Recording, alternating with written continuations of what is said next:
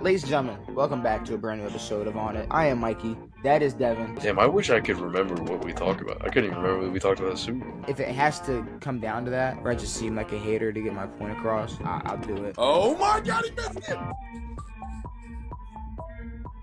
Terrible. Oh man. Ladies and gentlemen, welcome back to a brand new episode of On It. We are here. You got me. You got Devin, and I'm cold.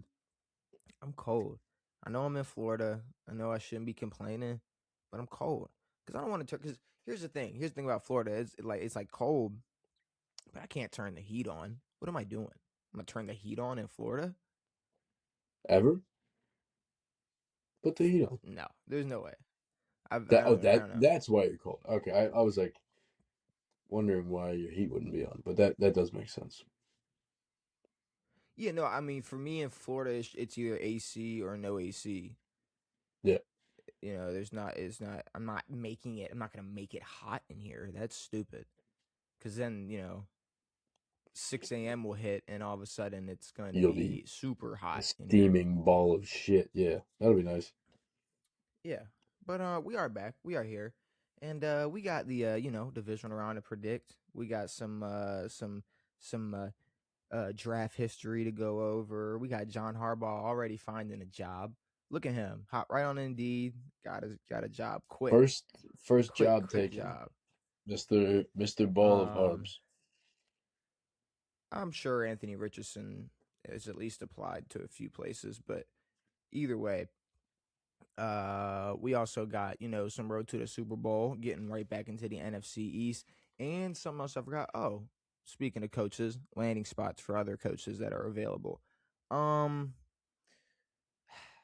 I mean, what do you want to get into? We can talk John Harbaugh. Well, John Harbaugh is a coach. Just super quick question with you. I know you're obviously waiting on Cliff. Is that like plan A, B, and C, and then whatever the fuck else happens, or do you have another coach in mind? We can talk. Let's talk coaches now. We can go. I'll jump right into the head coaching landing spot because obviously Baltimore Ravens are one of them. Cliff, for me, is definitely, he's not plan A, plan B, plan C. He's plan A. Plan B, and here's the thing. I think it's a tight race for either. I can't tell. I don't know if I want Kubiak or Flores. I would prefer one of those. Obviously, those are the top 3 candidates for probably every team that wants a head coach, but I at least have the luxury of having like a case for a coach to want to be there, Like a lot of these teams. Exactly. Besides money. Like you guys, there'd be no reason. In the same way that Harbaugh was the top coach of this pool, you guys are the top team of this pool. Yeah. By a good bit. You guys are the Steelers, but you guys for sure. You guys have an MVP. Well, it's Baltimore. It's it's here. I'll tell you. It's Baltimore, Pittsburgh, Tennessee, Miami, Vegas, Cleveland, Atlanta, Arizona. And then New York just got picked up. Yeah, the Giants just got I would say Giants already got their head coach, which we'll talk about, John. But for the Ravens, I want Cliff. And you know what? Maybe I here's the thing. I can accept at this point that maybe I'm blinded. And maybe that's not the best option. Maybe Flores or Kubiak. Maybe there's somebody else we're looking at. My problem is if I hope we at least consider it. Like we've interviewed him. So I'm glad we've interviewed him, but we've also interviewed Vance Joseph. And I don't want Vance Joseph. So it's just like I'm gonna be honest, I don't know. I like obviously the defensive nature of Brian Flores' game, but I don't know if that's a what you guys need right now.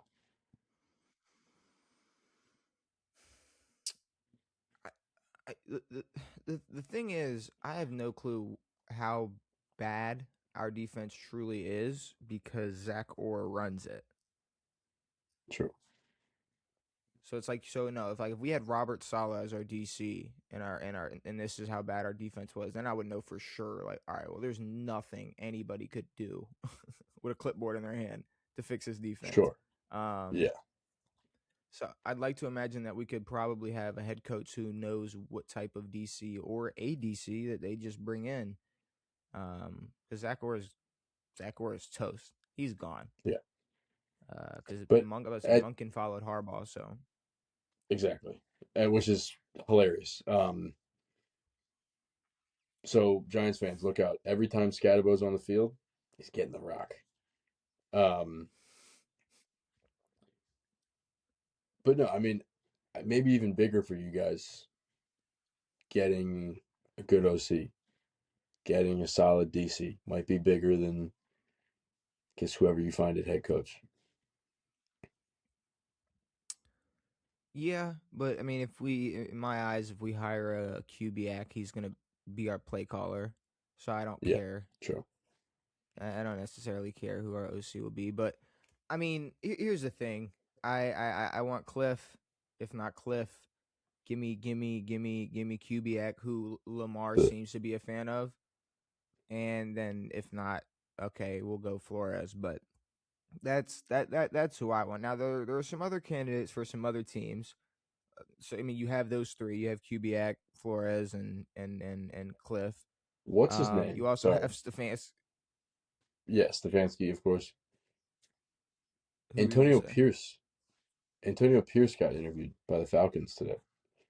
I was like, I did not think his name would be brought up. I do not like that it is brought up. I think he's dreadful.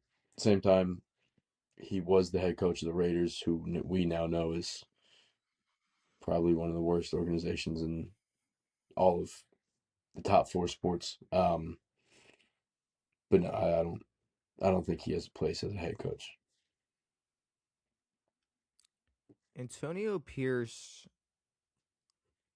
I mean, he's a horrible head coach. I don't even know what I I saw his name pop up. I didn't even write it down. Like, there's no reason Yeah, to be even talking about Antonio Pierce. He sucks. I agree. Um, but you have Stefanski. You have shit. Obviously, Robert Saleh's name is back in the pool.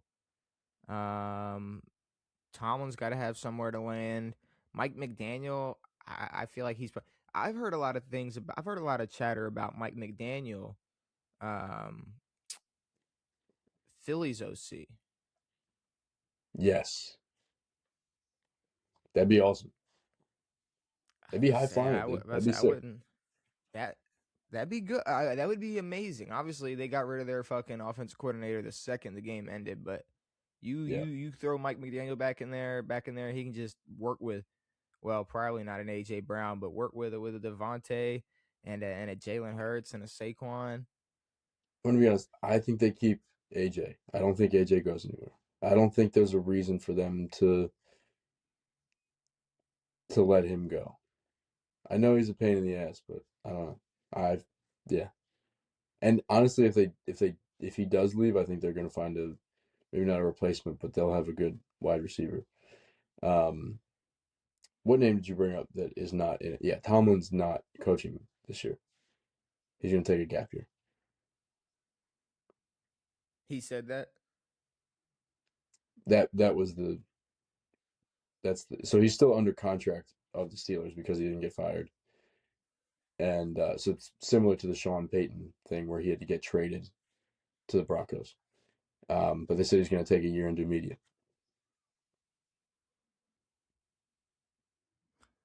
That'd be interesting. What if he loves media so much he just doesn't come back? That'd be nice. I think he'll stay. This is this is way less stress. I can just talk shit. Yeah. He goes, now I see why Ben Roethlisberger was Because talking you got so to much think, shit about me. and because people are going to listen to Mike Tomlin like yap about anything. Yeah. But anyways, so Tomlin's taking a year off. That's all right. That's fine. I would say back to the AJ Brown thing. I would trade the fuck out of him. He's an absolute cancer. He is. He's. I mean, he. I don't even know how else to explain it, but saying like he's a cancer. He sure there's games where he can make good plays or whatever, or he has his moments, but I mean this year in general, you saw what happened. It was he had this attitude last year, and they had the 2,000-yard year from Saquon and Jalen Hurts on fire in the Super Bowl. It's just the whole that defense turning it up and just everybody turning it up a notch. Come postseason last year, it was fine. That shit that AJ was doing was fine, and then this year comes and he's still posting on Instagram and tweeting and bitching and crying, and then he drops a couple gimmies in a playoff game that they end up losing. I don't know. To me, that attitude is highlighted even more than it already is. And if I'm Nick Sirianni, I'm sitting there like, look, he's got to go. We have to. Yeah, I mean, because the thing is, like you said, I mean, they're gonna have to find a replacement, but at the same time, we can't pretend like AJ Brown. I mean, he's not gonna. You're gonna get something back. I don't know. It might not be receiver for receiver, but you're either gonna get a decent chunk of a set of picks or something. You're gonna get something for an AJ Brown trade, obviously. that's true. Yeah, and I mean, if they wait on it, it might not go. Like he might sit out or whatever. Um, yeah, I guess. I mean, I don't know. If he's not going to change his attitude, then sure, trade him. I would have figured at this point he would have made some type of adjustment, but he hasn't yet. So What? Okay, but like what? And like just look at this from like a human being standpoint.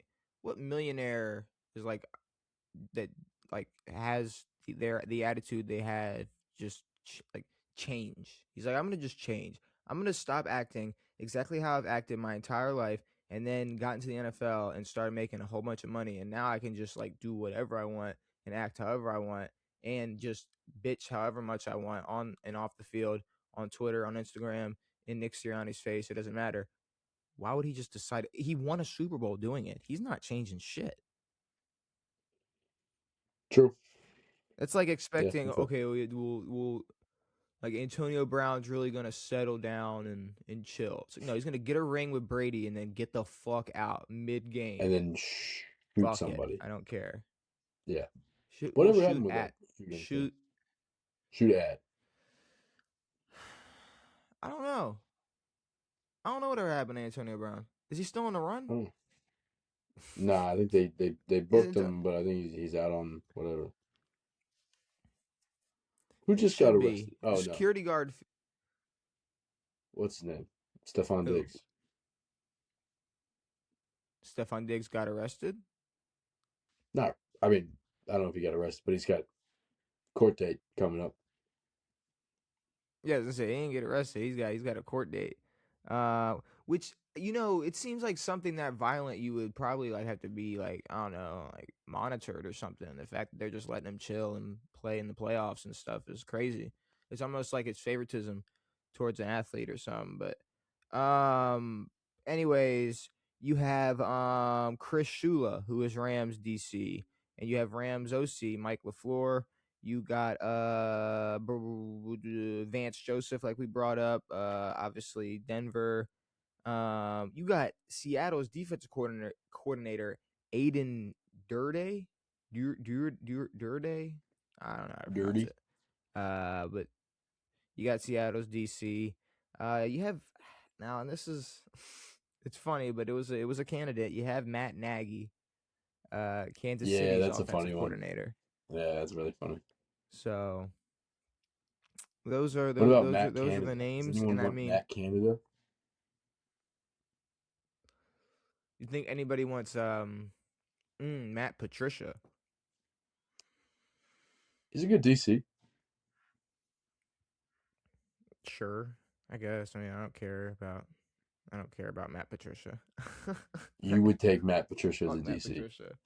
What are you talking? You would over Zach, or you would say, "Oh no, we don't need Matt Patricia." I would take an iPad with Chat GPT download on it Yeah, over well, Zach Orr. hell, So yeah, I fucking, would take Matt Patricia. yeah, I would take Matt Patricia. Matt Patricia would be tough. I think he's just back home at the Patriots. Him and Josh McDaniel. Well, yeah, that's the finesse that Robert Kraft pulled off. He pulled that shit off But with also, a like, swiftness. let's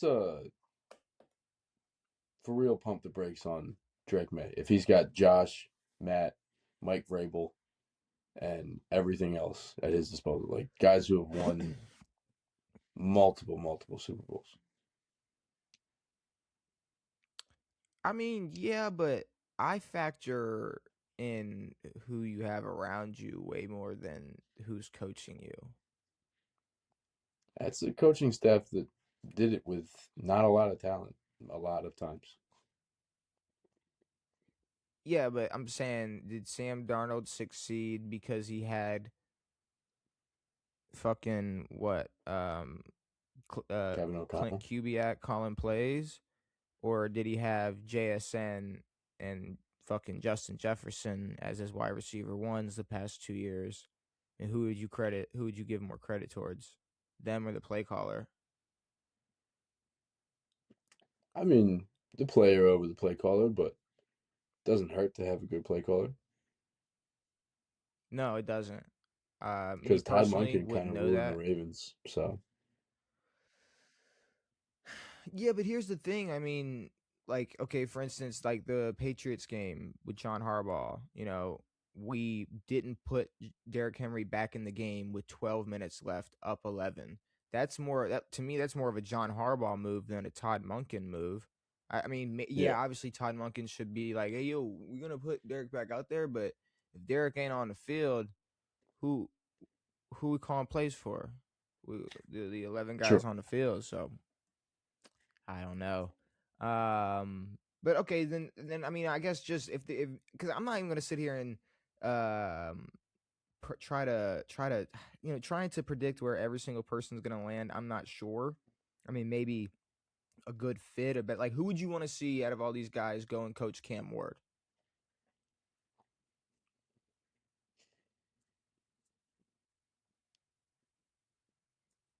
I mean, I think Stefanski would be hilarious if he went and Stefanski would coached be Cam Ward. like that's probably a worse situation than the Browns. I'd have to say a Oh, younger. It would definitely it's definitely going to be a younger coach. Um, what's his name? The Panthers head coach has been a surprise. Canales. Yeah, maybe a young head coach with some fire. Maybe a young DC, a young OC. Um, Matt LaFleur, not Matt LaFleur. What's his name? Mike LaFleur. Mike LaFleur, yeah. Yeah, Mike LaFleur, Chris Shula is Rams DC. I know Vance Joseph. Vance Joseph's going to take a job somewhere. yeah. I'm not sure He's where been or at the what, forefront. but Hopefully not Baltimore, but Atlanta. I'm hoping Atlanta lands a better coach. That would be that'd be pretty interesting if Atlanta could land. See, the thing is, I'm not gonna go crazy on like the whole defensive situation they got just because they're players. They don't have good defensive personnel. So yes, maybe you look at the Falcons and assume maybe they would need a defensive minded guy, but I think you need an offensive minded guy in Atlanta just to fucking like reset back to back to factory default settings. Like there's so much shit going on. It's like we got we got Kirk Cousins who's getting a shit ton of money and is still on the roster for some reason. And then we got Michael Penix Jr. who we can't even figure out is if he's like really good or not. Nobody can make it work with Kyle Pitts because he's not a fucking tight end anymore. But you still got people like Drake London and one of the best running backs in the fucking world and Bijan Robinson. Like there's so many things that could it's like I'm not saying you could just all right, you could overnight make this offense like one of the best offenses in the league, but I feel like it's like they're a couple turns away from solving a Rubik's cube. Yeah. Like it's gonna take them It's a minute, it's but they're a couple moves. it like no, it's kind of like they were, yeah, pretty close to solving the cube, and then they fucking threw it off a building this year. Um, like they had been getting better, and they were getting better earlier in the year, and then legit turned into one of the worst teams the back half of the year. I'm I don't know if I'm surprised that Mike McDaniel isn't more in head coach conversations, but I would like to see him in head coach conversations. Again, I don't think Miami was his fault at all. He was really dealt a fucking piss poor hand. Um, but I don't know if Atlanta's the place for him. That's a place you get fired from in No, 2 years. Like you get fired. no. I Mike wouldn't be McDaniel's opposed to seeing him go to an established team as an OC, like Philly, but I'd like to see him as head coach. he doesn't need to deal with another unproven left-handed quarterback. He does not. That's just With that's weapons, not the no. world he He needs does to not live in. need that, no. Who's gonna go? Who's coaching in Pittsburgh? Because that's gonna be a coveted That's spot. Like that's they're the not just gonna pick. that's the biggest thing. Like Pittsburgh is probably going to take the longest. I can see, yeah, Pittsburgh going for, I don't know. I mean, off the top, you would think someone with experience, but I don't know. I mean, they've only had 3 head coaches. I mean, shit, you guys have only had 3 head coaches, no? Yeah.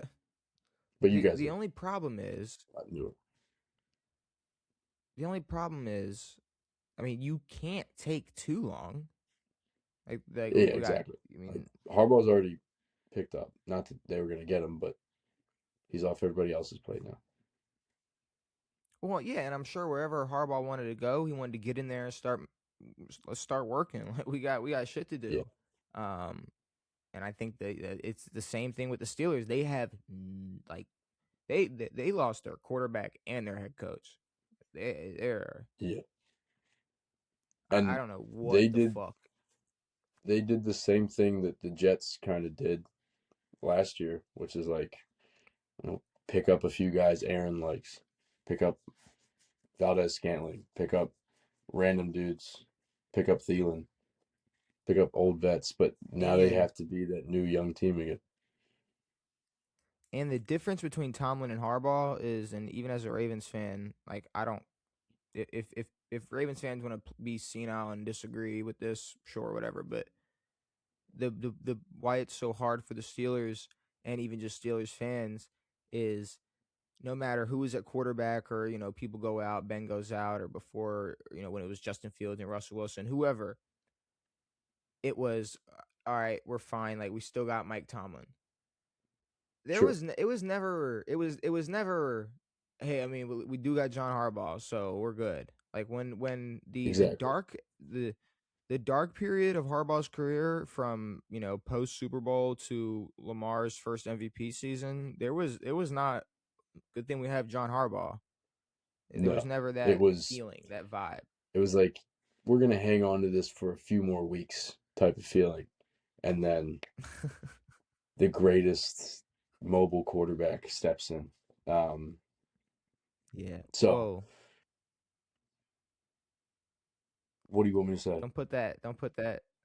I was just saying you put like you put like a cap on my quarterback. No, I think he's the greatest mobile quarterback of all time. Sure. But like, if we talk, like, what am I gonna say if I'm talking just quarterbacks? He's a good quarterback. He's only played 8 years.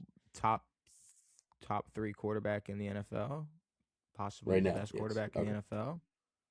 Yes. 3-time first team All Pro quarterback Lamar Jackson. You know what's funny? Matt Um, Stafford. Matt Stafford. We didn't talk about it. Matt Stafford, first team All Pro. Drake May MVP. Here it comes.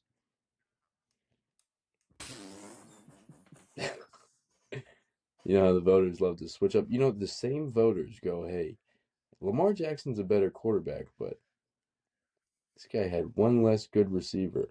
Wah, wah, wah. This guy It's didn't have because Derrick Henry, but he people. had It's James because Cook. Wah, wah. it's because the people finally are like they finally wanted to use that excuse last year was like, well, best doesn't mean most valuable. It's the only time they've ever And what I used it, love too. is The only time they've what I ever love used is they try to the use that definition of MVP. they try to use that for like other sports. Like, well, if LeBron should have 12 MVPs, like, yeah, it's because the MVP doesn't work like that in the NBA. Exactly. It's not how it works. Yeah, I mean, Le- to be completely honest with you, LeBron should have it goes to the most valuable. LeBron should have, I don't know, 15, 20 MVPs if it was the most valuable player. LeBron has always been the most valuable player on his franchise. Um, And yeah, but like there were years where yeah, LeBron was the best in the world, but I mean, you're gonna tell me that I mean there were James Harden wasn't more valuable Harden at a dropping time for 35 Houston? and 11. Like, the fuck out of Yeah, here. what are we talking about? It's a crazy What the year. fuck are we talking about? Averaging So, a triple double. Crazy. who goes? I can see Pittsburgh though. I can see Pittsburgh going for a name. You know, a Kubiak, or fuck. I don't know, dude. Chris Shula. I truly don't know who's going to Is Chris Pittsburgh. That's Shula gonna be related rough. to Don Shula? I had a big assumption. I can make sure. I mean that was my I could I could see that them doing that. yeah. I could see them going for a Shula name, just to ensure longevity at the head coach position. But um, I don't know. Maybe they'll step away from their, hey, let's hire a head coach every 25 years. It looks like if we go here,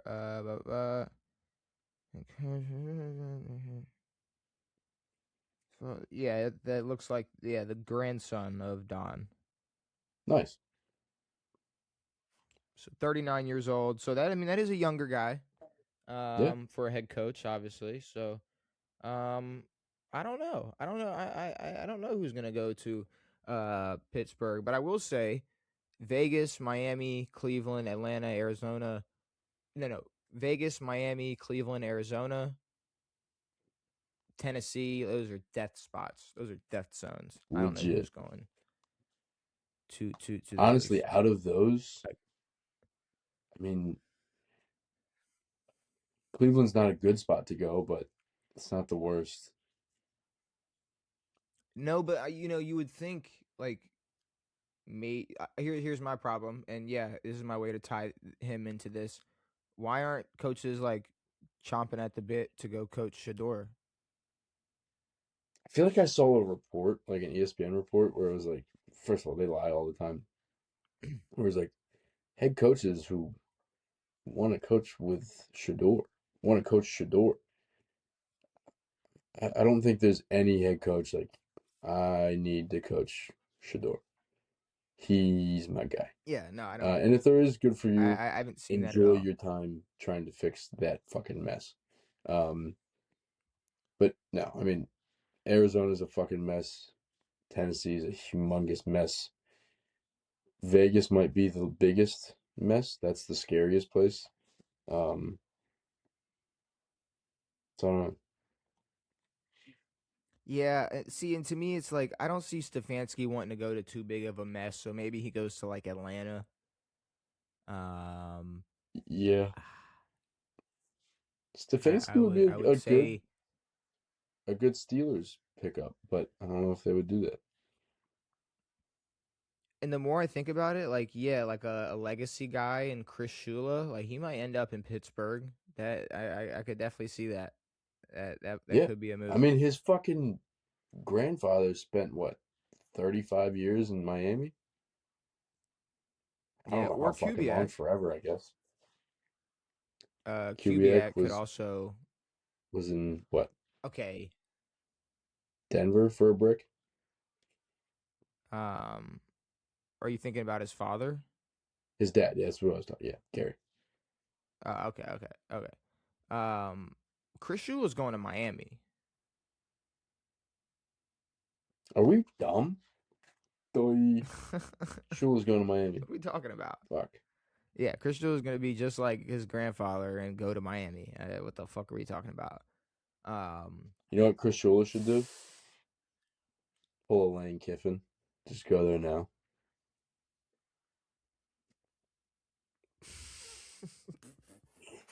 Let's go right now. See, but that's another thing. That's another thing. It's you got to think about it like this. Every single team who hasn't hired a head coach yet, every single day that passed, you could assume more and more that they're leaning towards more of a guy that's still coaching right now. Exactly. And I would too. I mean, So like, okay, if the Rams end up losing, right? And then another week goes by and the Ravens still don't hire anybody, then I'm gonna assume, okay, they didn't want Chris Shula or Mike LaFleur, all right. And then say if Seattle loses and Seattle loses. Kubiak doesn't go to Baltimore, I'm gonna go, okay, that's I'm gonna be honest. weird. That's all right. Because Lamar has input, if y'all don't get Cliff, it's probably gonna be Kubiak. I'll take it. And that's kind of weird about Cliff because Cliff is not coaching. Like Cliff has the ability to, No. in my opinion, take any of the jobs. He can go to Miami and they can go, "We want you," and he'll go, "Okay." I think Cliff Chris weighing Shula's his going to Miami. options, and that's another thing. I think with a guy like Cliff, I'm going to also assume that he may be waiting on Baltimore to go, okay, we interviewed blah, blah, blah, blah, blah, blah, blah, we want you. Or, hey, we're Yeah, not hiring you. He could be waiting on teams to make decisions. sure. But all right, I think we can move on with the head coach and yap. Even though we're gonna soon be talking about a little more head coaching head coaching shit. That's what I'll say. But Devin, we got the divisional round of the playoffs, starting with the Buffalo Bills and the Denver Broncos. Devin, what are we thinking?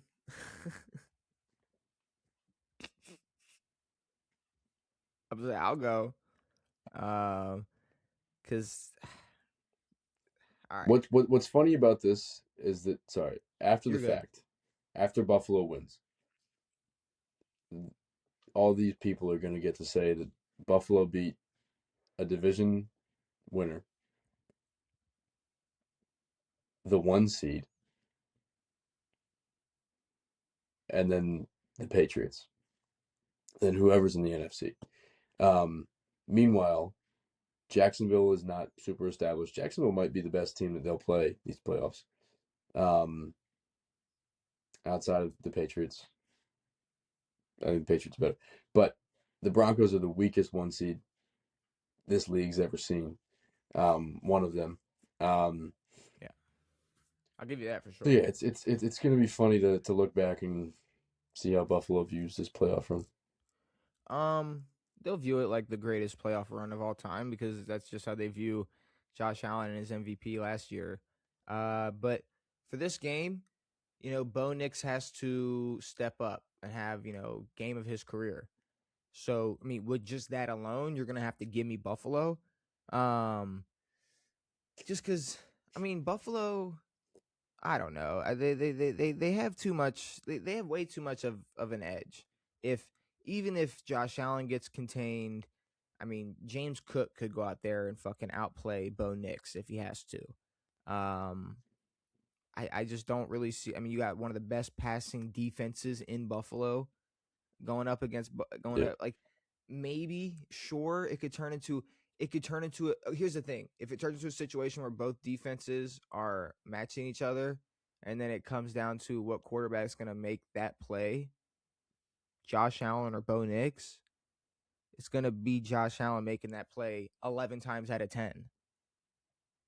Yeah, and now that the Bills have discovered their new play, the extendo tush push, if everything fails, they've got a 20-yard tush push that they can enable. But yeah, I mean, if we go offense to offense, and even with the Broncos' edge defensively, there's not enough.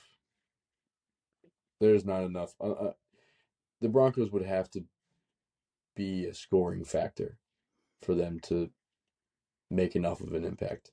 That's how bad their offense is. That's how bad the Broncos' offense is. Their defense needs to score. Yeah, but it would have to be a situation. It had to be one of those days where the Bills like like they cannot get it done in terms of obviously no pass game. You can't get the run game going, and then you can't get the run pass game going.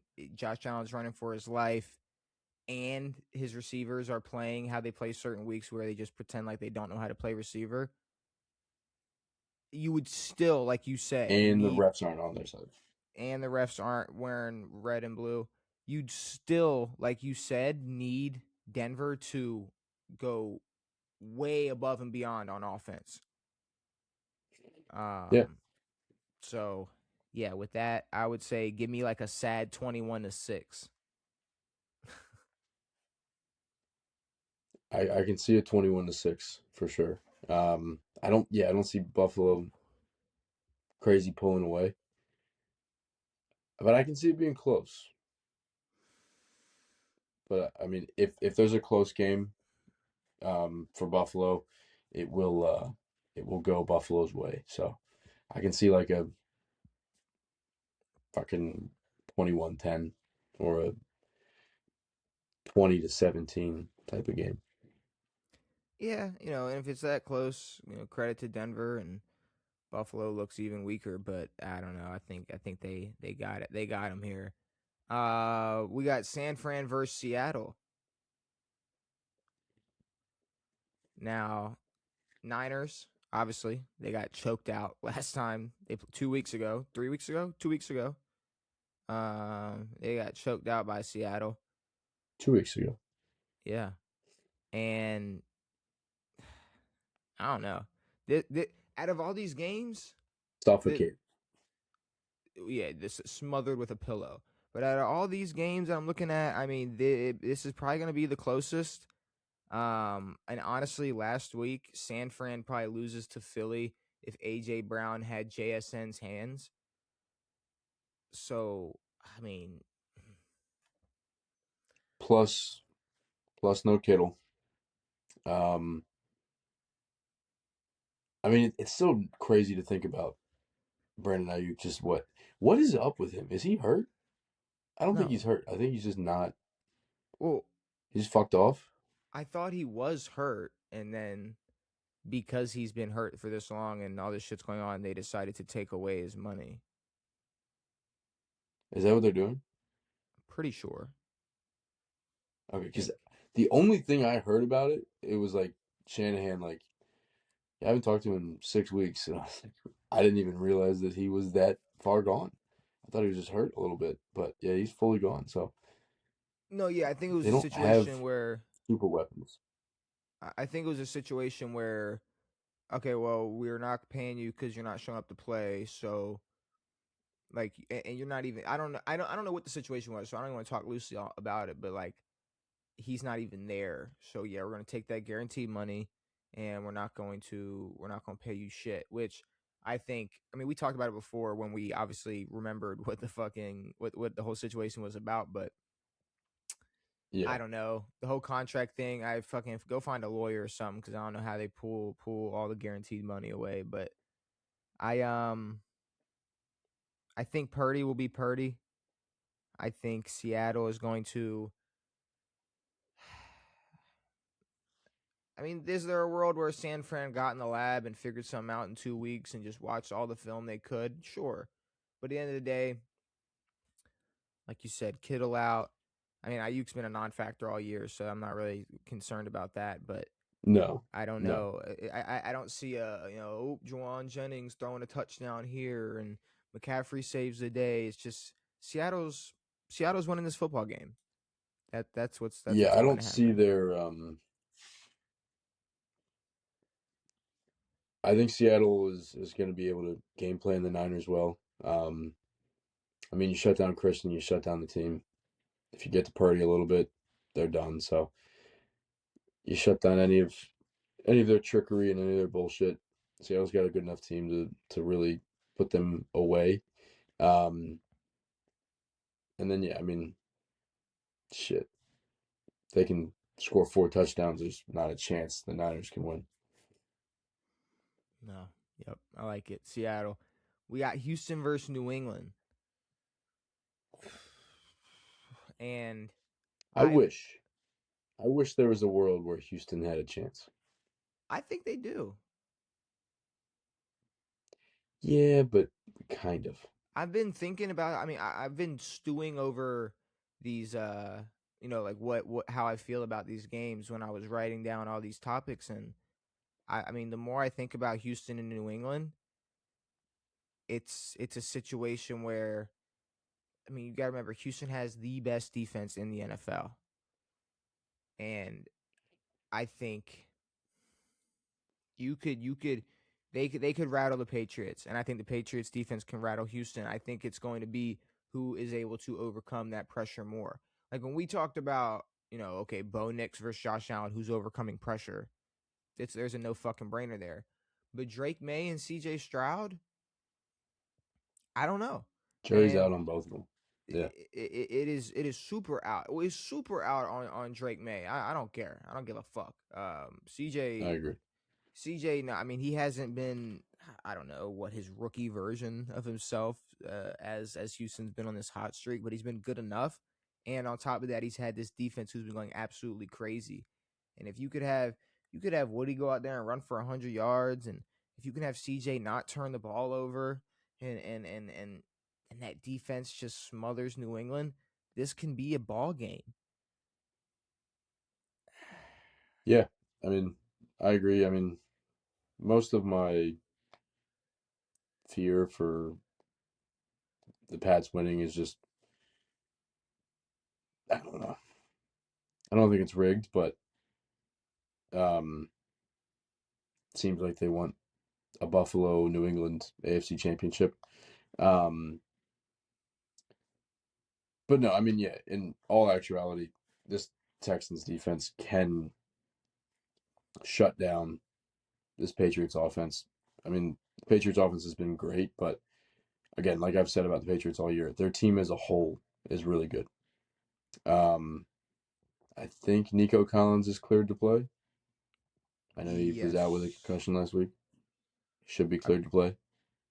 he's playing.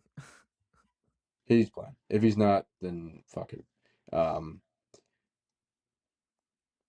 but yeah, I mean, it's gonna for the Texans to win. It's gonna have to be a gritty game. They're gonna have to. The defense might have to score a little bit. Um, Woody Marks is gonna need a crazy game. A lot of things are gonna have to go their way, and they can't let the Pats sort of slip early. If they slip early, it's over. Well, I also look at last week. Like New England, all right, yeah, they beat the Chargers, which everybody beats the Chargers in the playoffs. Houston Houston beat the shit out of Pittsburgh. For real. I mean, Well, they beat even before the it pick was six. close. No, it was not. It was relatively. They No. before the fourth quarter, they still had a chance to come back and get Aaron into the game. Rodgers threw Aaron Rodgers threw a pick six being down what two, three scores. Like 11. the It was game was 11. Yeah. over. It was 24-6. Okay, sorry. Then before that, it was 17-6. And the Yeah, game it was. kind of felt over then as well. Yeah. And what? But I just don't. I don't know. I don't. To me, that game was not close. There was never a moment where that game was close. Yeah, when at the coin toss, the coin flip, when they shook each other's hands when the game started, It's it true. was close. But right about Well, kickoff, shit. I Pittsburgh mean, the shit the bed. fucking what was it? What was it? 3-0 at half, or after the first, maybe not half. After I the don't first, know. Either way, it was 3-0. they beat the shit out of Pittsburgh. Sure. I mean, if the Texans win, they're getting destroyed in the AFC Championship, regardless. You say that you say they kicked off this whole Josh Allen contain train 2 months ago. Like you're You're sleeping right. on that defense. You're sleeping. You're asleep. You are asleep. No, I know. But I don't know if there's a world where they let them. I don't know. I don't see it. I got the Pats. It's gonna be close. It's gonna be gritty, but Man, my heart wants to there's go no here. world where sorry, but there's no world where CJ Stroud is gonna play that poorly against the Pats and not pay for it. He put the Steelers in great positions multiple times, and they got either nothing or a field goal out of it. So they got very lucky that CJ's mistakes did not lead to a lot of points. It could lead to a lot of points for the Patriots. I guess like a lot. I don't a lot of Enough to points. lose, yeah. Yeah, Enough to enough to lose. lose. Enough to lose, sure. My heart wants to go Houston, but like this is gonna be more on some "I told you so" shit. So I'm gonna just go New England. But don't be fucking surprised if those motherfuckers get sent back home with an L. Um, No, I would rather that. I would enjoy that much more um, than them winning. I don't see it. I don't know. It'd be interesting. Final game we got is we have LA versus Chicago. Ooh. Don't you're asleep. Chicago needs to be put in their place. You're so asleep. You're asleep. Chicago needs to be put in their place. This is the sleepover podcast because you're doing nothing but napping on these fucking teams who have been going crazy. I'm napping on the Bears. I'm napping on the Bears who should have been put away, but instead they were playing a head coach who can not lead a football game. Caleb Williams went Brady You mode. can't lead a football game.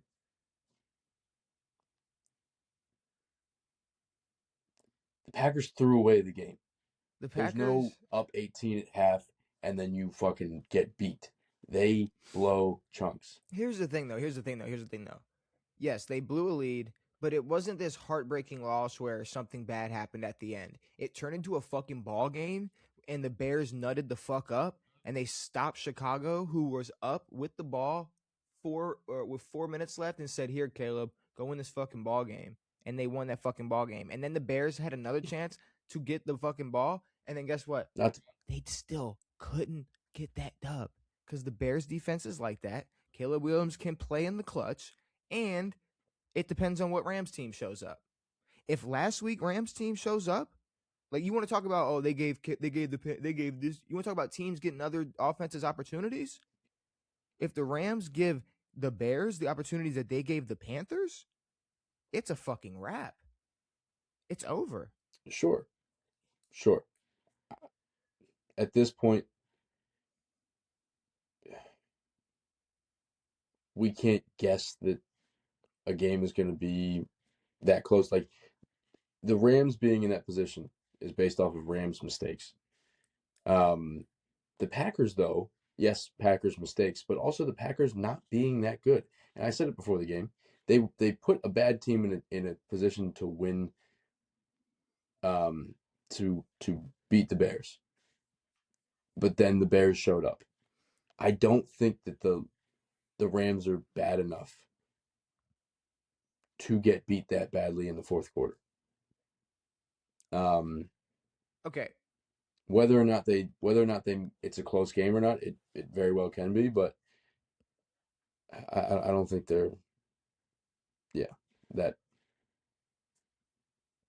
Now, when you think about it, though, like in terms of like who's better than who, just how we know the Panthers are, we know the Rams are better than the Panthers, the Bears, Packers. It's not simple as just this team couldn't control a lead or whatever. There was a moment in that game where, and all game, obviously, the goal is to play to win and stop the other team from winning the game. Then there became a very pivotal moment where it was y'all are up and there's only so much time left. Do not let them win this game. And no matter what they did, they could not stop the Chicago Bears. Just like the Panthers, no matter what the Panthers did, when Matt Stafford had that ball at the end of the game, there's nothing they could do. So, I mean, Exactly. like okay, the Tyler Loop missed a field goal. The Steelers did not stop the Ravens. They didn't shut them No, down. It was a shitty situation. I don't I but at the same time, you guys couldn't really stop no. the Steelers.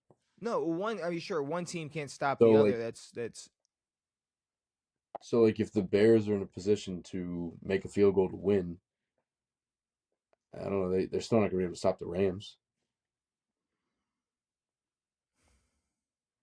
I don't know. It depends on what Stafford shows up. Is If it the going to be? Rams show up, the Bears are fucked. If we're in a, if we're talking reality, it's gonna take the Rams not showing up for the Bears to win. Sure, but the Rams to me didn't really show up last week. Like, yeah, they did what they were supposed to do. They did enough, but I Yeah, wouldn't necessarily say they showed up. They did their thing. They did enough, and the Bears are a way better team than the Panthers at this point. That's just a fact. I agree. I So agree. I mean, the thing is, I mean, with all that being said, like you said, it would have to take the Rams to not show up.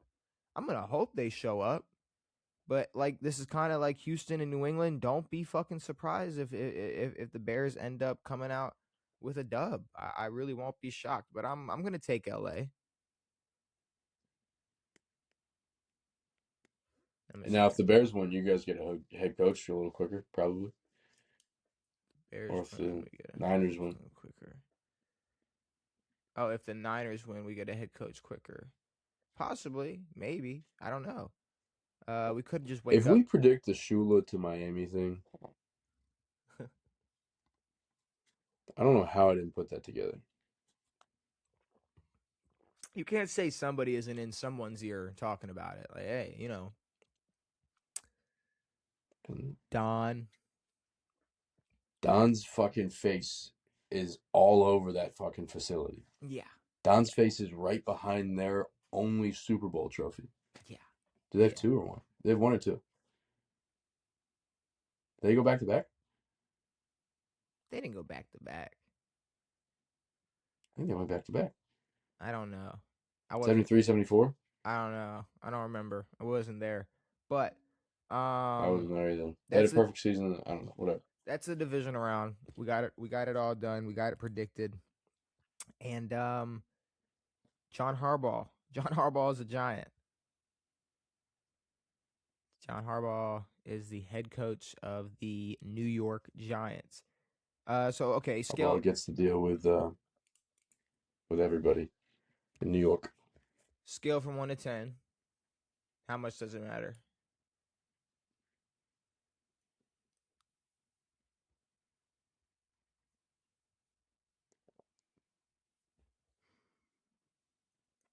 More than my initial feeling.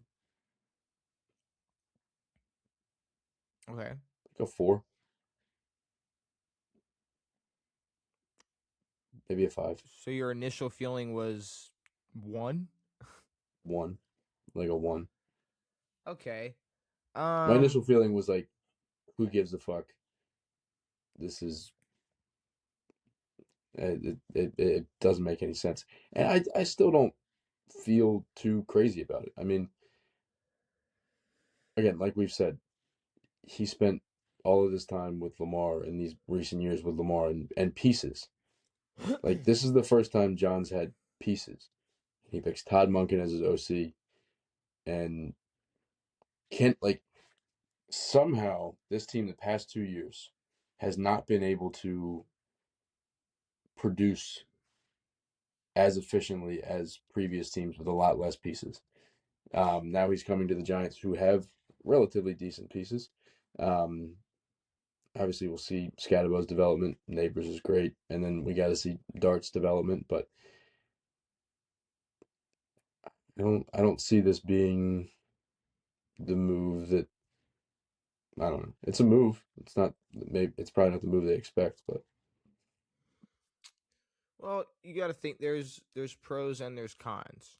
Um, John Harbaugh is used to a tough division. He's used to obviously a fan base that it could be a little more harsh, I guess you could say, or a little more demanding. I mean, like the Ravens demand wins because they're good. The Giants demand wins because they're in New York. So it's a little bit of a different and reason. they're generally pretty bad. But then it comes but then can John Harbaugh handle pressure? I don't know if he can really handle pressure. The thing is, this is Yes, but a he's going to get defensive real quick. I'm sure, but this is a very pivotal this is a pivotal year for the New York Giants. You got Jackson Dart returning for his second year. You got Scatterbo and Malik Neighbors coming back from injuries. You have probably a higher expectation from fans than normal. Already, before Harbaugh even shows up. Yeah. Like, the Um, expectations are already here. Um, Plus a Hall of Fame head coach. So mm, is he a Hall of Fame head coach? I don't know what head coaches are in the Hall of Fame, but Super Bowl champion with 3 total losing seasons, maybe. Real quick, we got to do it now. Head coaches in the Hall of Fame. I mean, if Tomlin is, then Harbaugh is. There's 29 head coaches. Um, Put him in there. yeah, yeah. If Tony Dungy's in there, Fuck yeah. Get the fuck out of here, Mr. fucking Dungy. yeah, um, yeah. Okay, I guess. Harbaugh will be in the Hall of Fame. All right, you can Yeah, give it to him. You can give it to him. I was making sure. I don't know. Tony Dungy. I wasn't sure. I Shout don't out know. Mr. Dungy, man. Shout out Um, Dungy. yeah. Even though we just shit all over your career. Um, Todd Monken is set. Obviously he's going to be following John Harbaugh to New York, and like you said, be ready for the most predictable offense in the world because this they have the weapons to be explosive, but with Todd Monken and John Harbaugh at the helm, I mean, you're not going to get it's going to be a very basic offense. You're not going to be doing much. Maybe you could try to explore Jackson Dart trying to, give himself more brain damage and have him run around a little bit, but I I don't I don't What love it. what I don't like about this is that there's there's two separate things going on. Yes, it on paper it might sound good that you're getting an established head coach with an established system and then players who are now establishing themselves, but it's putting this team in a weird spot to where this core group of New York players is developing and developing pretty well. Plus that defense is not the worst. We went over their defense. They're not bad. Or not as bad as we would think. Um, but then you're coming in, you're bringing in a stubborn coaching staff. John Harbaugh is super stubborn. Todd Monken has shown to be super stubborn. Regardless of what doesn't work, they're not going to change it. Um,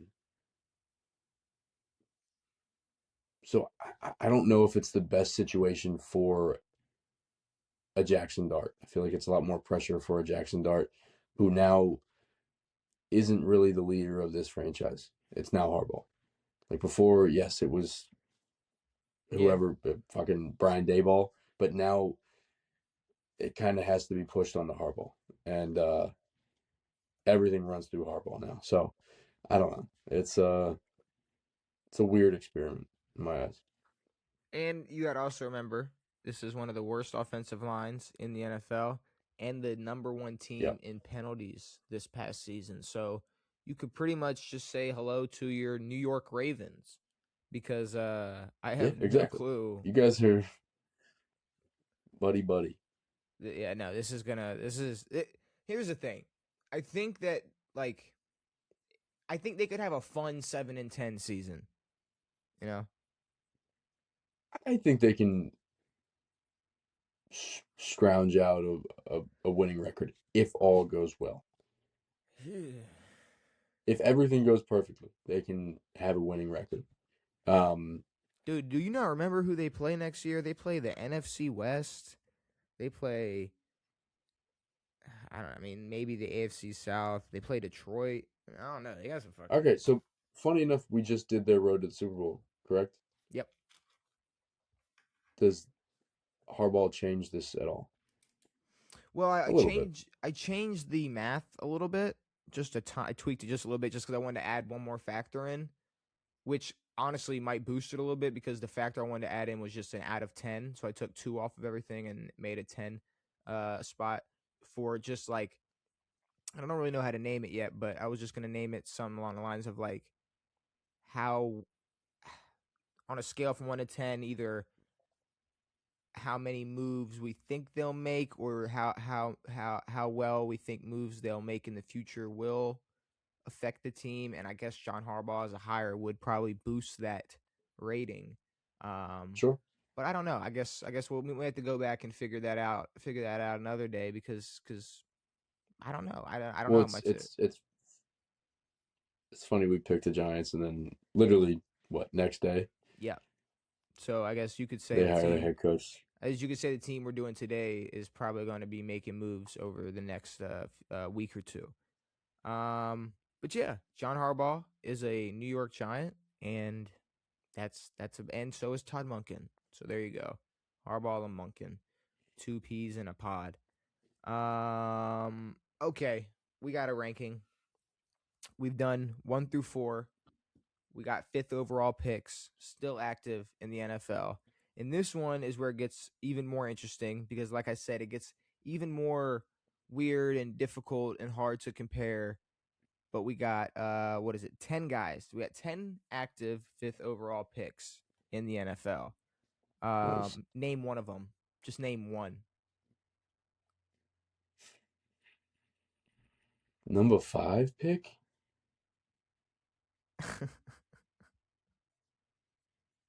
Dexter Lawrence. No, no, but it's okay. So we got here we go. Let me take a little sip. I need some caffeine. Boom. We got Khalil Mack. We got Mm, Jalen Ramsey. We got Bradley Chubb, Devin White, Tua, Jamar Chase. Uh, you're gonna know when I try to pronounce his name. Kayvon Thibodeau. perfect. Boom. Money. Devin Witherspoon. So two Devins. Joe Alt and last year's fifth overall pick Mason Graham. Mason Graham. Mason That's Graham. a Devin. pretty stacked 5 spot right there. That's way better than the 4 spot. Is it? Hell yeah. Is it? Is it? I don't even remember. I don't even remember. Like Let me go real there quick. are no like bad players in this, Tua? you know? Wow, fucking outside of Tua.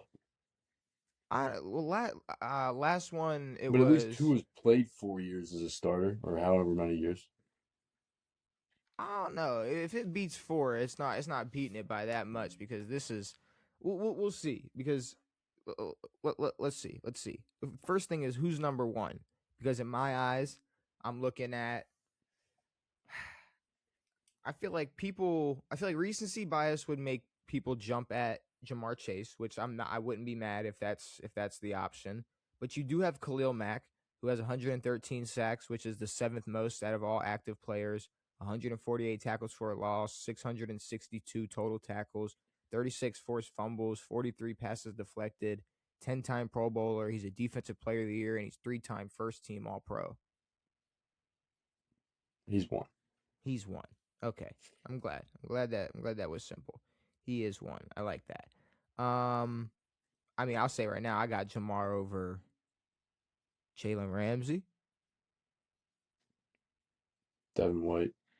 Devin White. I got Jamar's next. Bradley Chubb, Devin White, Tua. Yeah, I mean, Jamar Chase is next for sure. Chubb 3. Who? Chubb.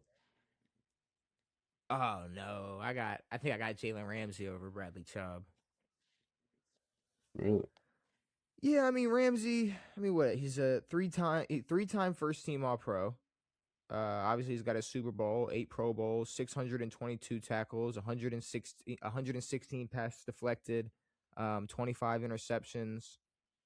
It's over. He's over Bradley Chubb. Bradley Chubb. I mean, he's got I think two Pro Bowls, 300 total tackles, 53 tackles for a loss, 48 sacks. It's cool. It's cool, but I mean, I got Devin White. I got Devin White over Bradley Chubb. We can start to consider Bradley Chubb just because I can't give it to Witherspoon yet, even though he's climbing. 3 years in the league. Yeah.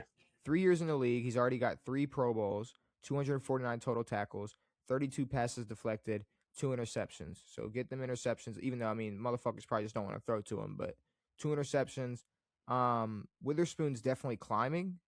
He'll be up higher on this list a few years from now, but Ramsey, anybody over Devin White? Devin White, 759 total tackles, 51 tackles for a loss, 25 sacks, a Pro Bowl, and a Super Bowl. I mean, I got him over Thibodeau. Joe Alt, though. And let's not forget Joe Alt. I just want to say, so 2 years in the league. He's a one-time Pro Bowler. And here's some stats for Joe Alt. In his first 2 years, he's allowed 15 total pressures to Justin Herbert or to whoever was playing quarterback. 7 total sacks allowed and 9 penalties. Dang. Beautiful. Yeah. No, it's ridiculous. So he's even up there for me. So I guess the real question is, who's number 4 after Ramsey? Devin White or Joe Alt? What about Witherspoon? 3 Pro Bowls, 3 years.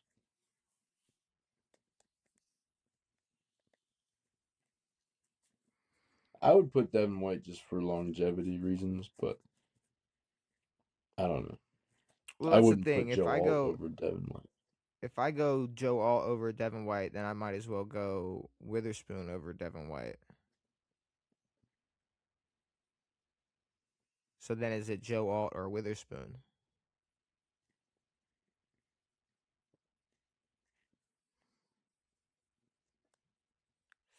I mean,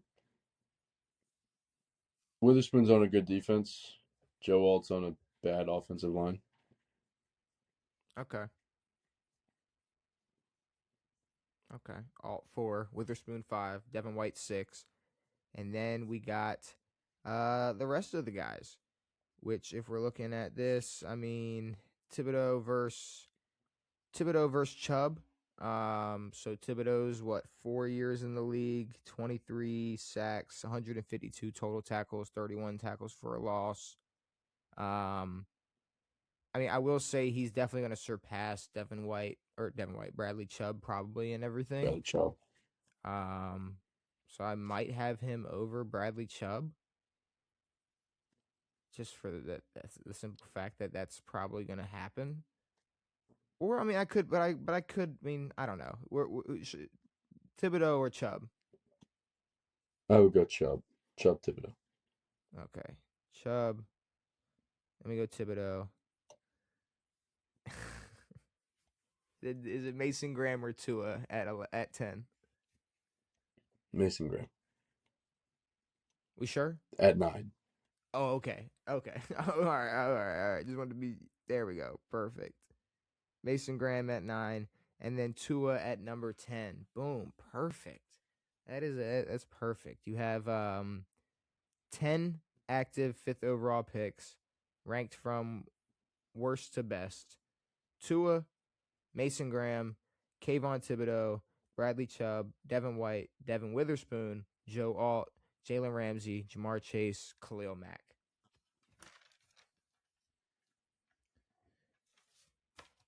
I like it. Yep. Ain't the worst. You're right. It might be I don't know. That'll be interesting once we see who has like the best class. Like, has anything beat one? Is one unanimous or no? I don't know if we'll see a conclusive like everybody's good, like this one. Like there might be 3 to 4 dudes, and then everyone's kind of there.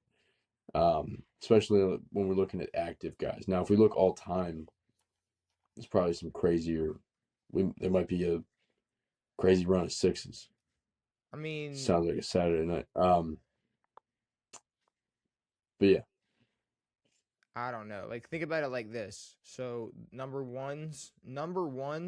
6 is Trevor Lawrence. okay. Number 2's number 6 is Jaden Daniels. Yeah, but Jaden could really shit the bed next week, and then we have a different idea of him. Number 3's number 6 is Not Drake next week, but May. next year.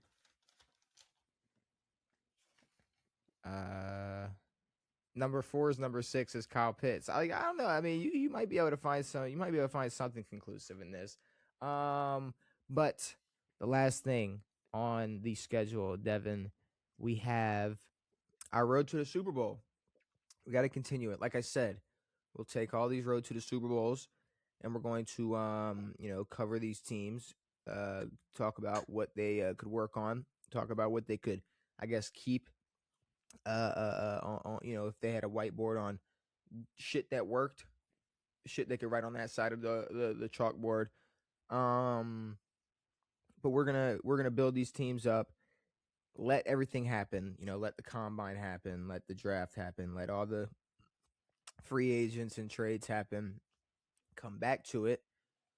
Talk about what they hit, what they missed, and then see if there's any adjusting we need to do for them. But starting, I guess we started last episode, New York Giants, so we're going to continue in the NFC East, and we got to start the road to the Super Bowl in 2026 for the Washington Commanders. Your guys. I was hoping you would say the Cowboys, but I could have said the Cowboys, and if we had more time, we probably could have done. If we had more time, we could have done 2 teams, but tonight we just got the Washington Commanders, who they're kind of interesting. Y'all are interesting because y'all got some good and y'all got some bad, or y'all got some like super fucking ugly, like some of the ugliest shit. Like old man, Devin. Like when I was doing the research for, I was like, oh boy. But luckily there are some goods to take from this as well. So let's take a look. Let's take no kind of. Kind of some goods. No. There's some goods. There's some goods. And I knew you'd be like this. You're definitely you're a pessimistic Commanders fan. So yeah, it's harder with you, but we won 5 games this year, so it's hard to be optimistic, But you won 12 the year before. Yeah, but I don't give a fuck. All right, well, that's fine. But here we go. So Washington Commanders, when we look at them, total yards, They were 22nd for total yards offensively, 24th in passing. But what was really interesting is they had the 4th most rushing yards. So y'all boys were toting. Y'all boys were toting. I think that's all we were doing. Yeah, that's I all. think that's all we had. I think that's all we could do. But here's the thing: we lost 5 games. I'm sorry, we won 5 games. You did, and we're gonna get to the. So had we been able to pass, I think we would have. We're gonna get to like the biggest problem because there's a huge shining red glaring problem as to why y'all only won 5 games. But y'all had the 10th most penalties in the NFL offensively. Y'all y'all turned the ball over the 7th most. 22nd in points, 22nd total points. Y'all were 18th in sacks allowed. So okay, at least nobody back there was getting absolutely clobbered. And what's funny is, y'all were 6th best red zone efficiency. Your red zone efficiency was 6th best in the league. So I don't know if that just means y'all didn't make it there much, and when y'all did, y'all were able to score a lot, or if y'all just had a good red zone offense. Either We way, weren't there that much. there's a lot of things with your offense that could make y'all like a top offense, or bring y'all back to being a top offense in the league, or just having Jaden Daniels in his fucking element again. Because obviously Jaden Daniels, he only played 7 games. That's one of the biggest and factors. 7's a stretch. He played 5.5 games. Kind of. Like, he didn't play many games. Him being healthy is number one. That's number one everywhere, which is why I was upset that we continued to play him after he continued to get hurt. So his health is number one.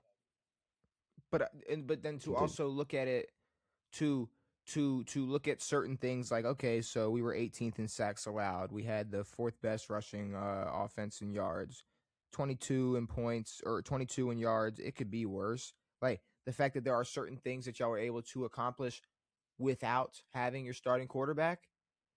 Obviously, Jaden Daniels coming back has to bring some type of boost to a certain category, or to some of these categories. He has to. Another thing is Terry McLaurin. He missed 7 games. I know you hate to fucking give him any praise at this point because of the money y'all gave him, but he missed 7 games.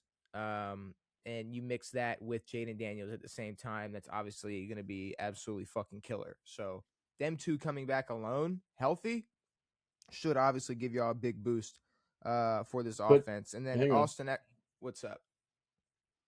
I mean, obviously they didn't play a lot together this year. The games when we did have Jaden, we didn't have Terry, and vice versa. Terry's now a year older, or will be next year. And is still going to be looked at as not just a wide receiver number 1, but a potential top 10 wide receiver in the league. So there's a lot of pressure on him to be that guy. I don't know if we'll have enough options around him to, I don't know, to allow him to be that guy, or to help him be that guy. So for me, and I don't know if you want to follow this, maybe you want to follow this same path, but I'm gonna start gauging the how much age matters factor on a season by season basis. So what I mean by that is, like, for me, I think the biggest thing, no matter like over an injured season, or a less productive season, how organizations handle you. So for me, it's like, yeah, there's plays that D Hop made this season for the Ravens, but there's obviously a reason why he's only being played at such a limited number of reps. Like he is too old. There are certain receivers out there who, even Odell at a certain point, the way he was being played was like, yeah, you're not playing this much because you are too old. to be this super But productive receiver. Terry McLaurin just got paid. The difference is he just got paid. He's at least going to be used as a wide receiver one and have the expectations of wide receiver one production. And I don't think this 1 year where he was hurt when the season before he helped create the greatest rookie quarterback of all time, you got to take the good with the bad. He got hurt. It's okay. Even Mike Evans fucking is going to come back next season and produce. And he's fucking however old with a broken collarbone. Like, he's going to produce. yes, but that's kind of also the issue is that we're going to be giving or expecting number one receiver reps out of Terry because we paid him. And it may not even be because he's ready to do that. The injuries this year were concerning because they were,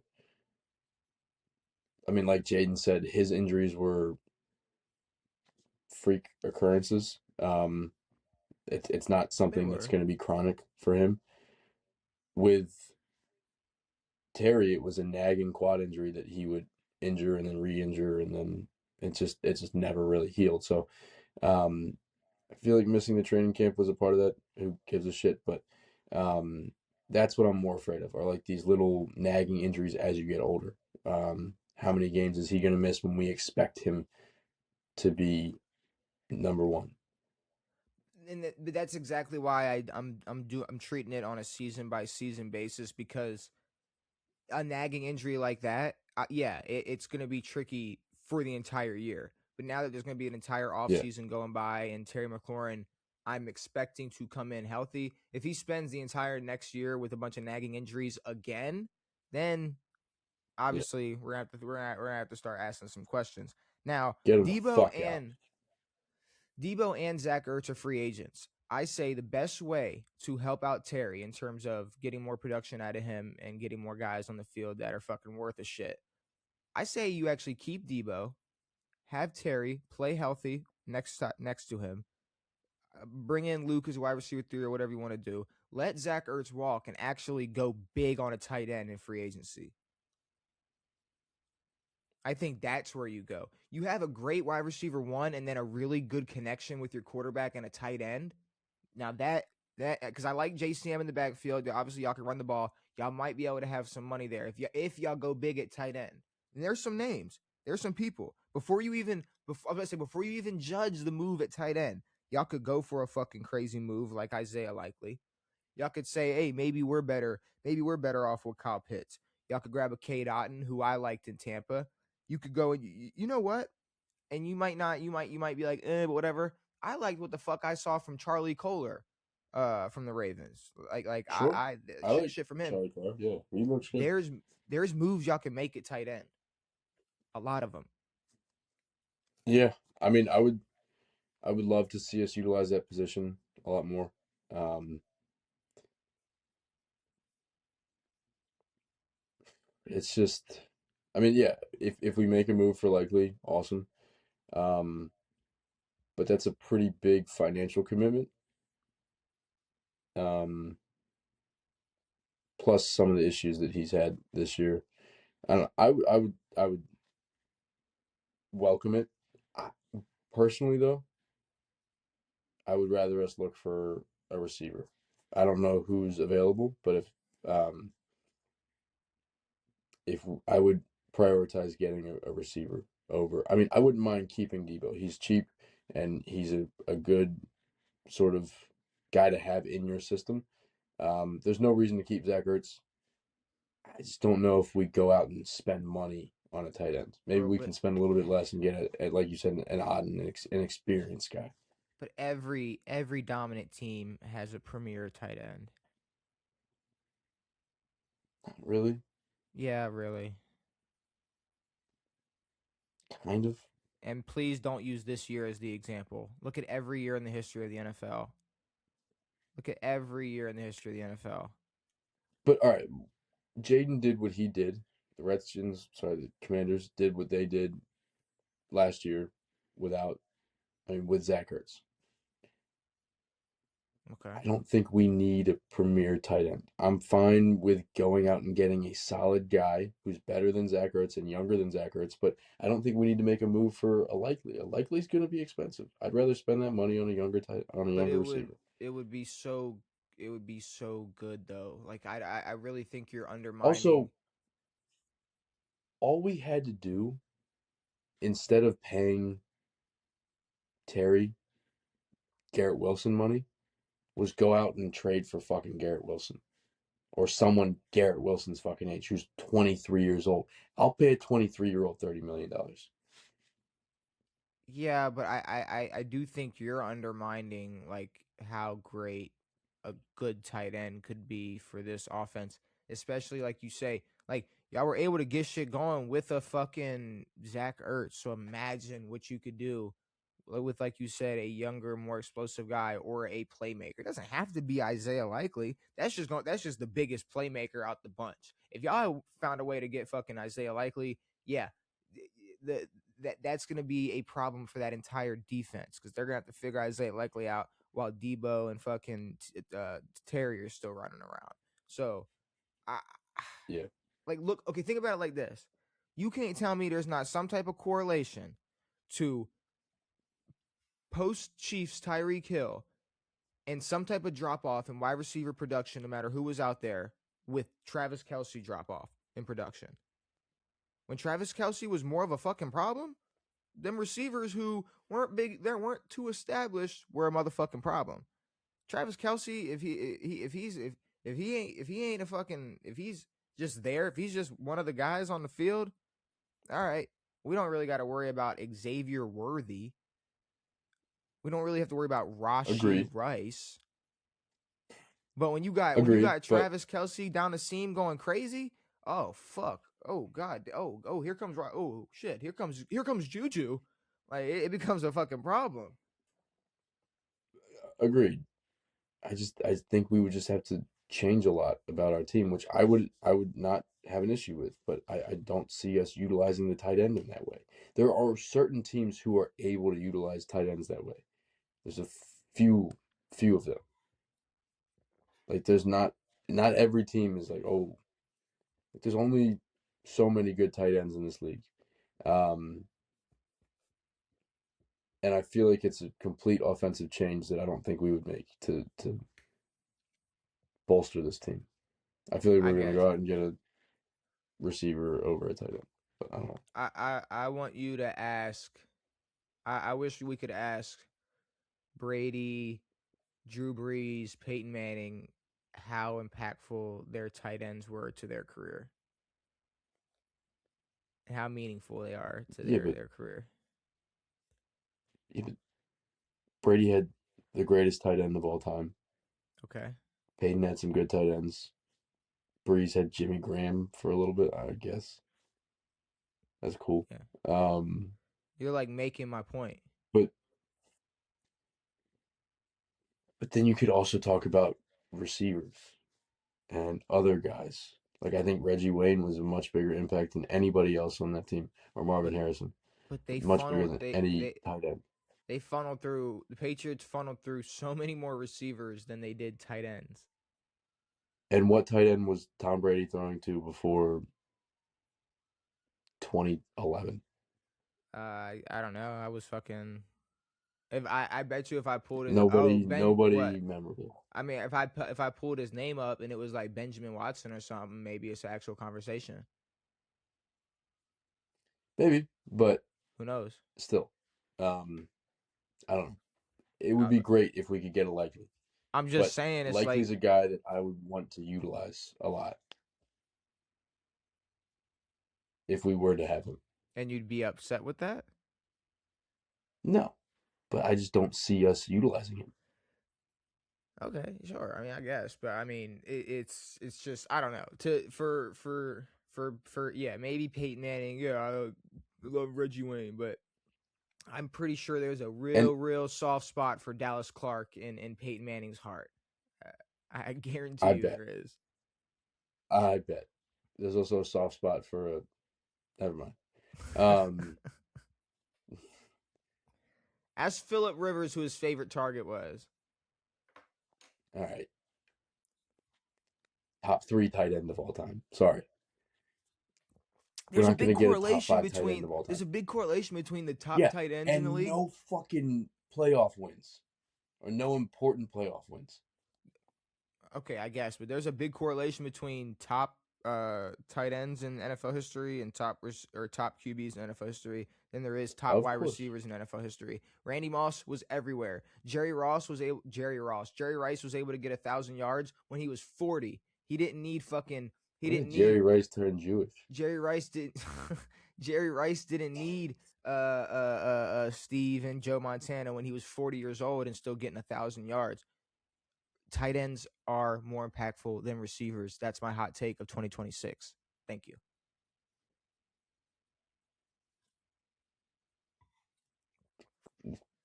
I don't know. Sort of. Depends. Get you a Depends if good. you have a top 5 tight end of all time. Yeah, and if you How get many you a Super top. Bowls? How many Super Bowls did Tony Gonzalez win? How many Super Bowls did Gronk win? Fucking what? 3, 4, 4, A lot. and A they were lot with of Tom Super Bowls. Brady. I don't So know I how think many Tom Brady's fucking. more impactful to Gronk's career than Gronk was to Tom Brady's. I think they helped each other out a lot, but I'm just saying you could have cut fucking Julian And if Edelman and Aaron all. didn't fucking do what he did, Oh my God, you don't know how crazy they would have fucking been. they would have been insane. But there's not a lot of teams running a 2 tight end duo, let alone 1. Well, actually, a lot of teams are, and that's because they're still watching 2011 Patriots tape. It's true. Because who was But running yes, that we need to offense? continue with this bullshit team. Either way, that's y'all offense. But then here's the biggest problem with your team.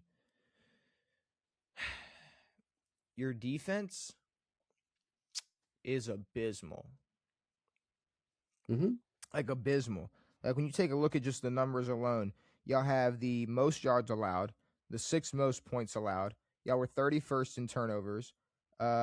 Fifth y'all were fifth most passing No, yards. now 31st in turnovers ahead of the team with 0 turnovers. Yeah, well, they No, had a sorry, few 0 fumble, interceptions. 0 Few fumbles. interceptions, few fumble recoveries. Y'all were 3rd worst in rushing, 5th worst in passing, 9th most defensive penalties. Y'all were tied 8th in sacks, so at least y'all got to the quarterback a little bit. But this is why y'all sucked right here. That's the biggest reason why y'all sucked. Y'all need a complete overhaul. Bobby Wagner led the team in tackles. Von Miller led the team in sacks. Y'all need a fucking huge overhaul. I would say y'all need to go deep into That's dreadful.